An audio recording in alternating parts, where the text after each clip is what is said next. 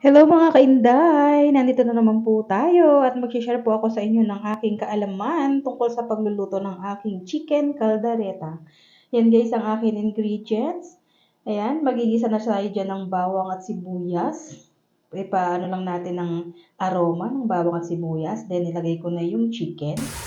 Sasangkot siya natin siya dyan guys para lumabas yung atas niya. Ayan, para masangkot siya pa rin siya. And then, nilagyan ko na siya dyan guys ng tomato paste.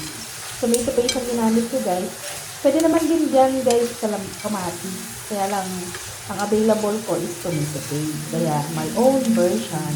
Ayan, lagyan ko din siya dyan guys ng chili para medyo may singhang. And then, sinangkot siya ko po ulit siya dyan guys. After that, nilagyan ko na po siya dyan ng sabaw ng tubig para maano po siya, maluto po mabuti ang ating karne ng chicken. Yan guys, dinagdagan ko pa siya dyan ng kaunti para satisfy na tayo sa ano. Kasi matutuyo pa naman yan guys, yung tubig na yan, yung sabaw niya. And then, lalagyan na natin siya ng liver spread, Argentina liver spread. Yan po guys, nilagay ko na siya dyan at pakukulan po ulit natin yan.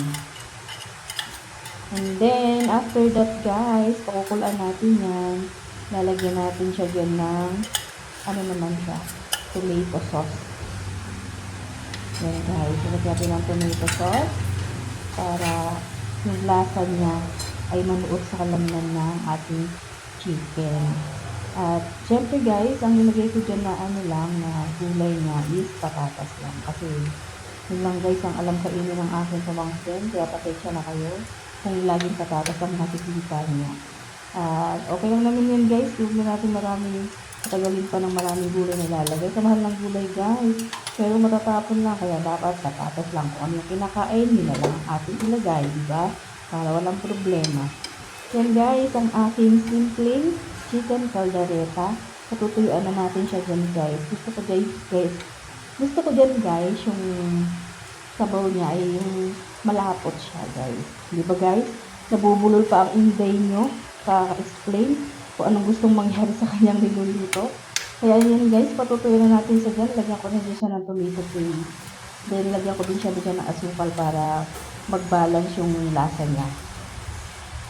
Yan guys, patutuyin lang natin ang konting sauce para pwede na tayong kumain dyan. Thank you for watching po. Maraming salamat sa support guys.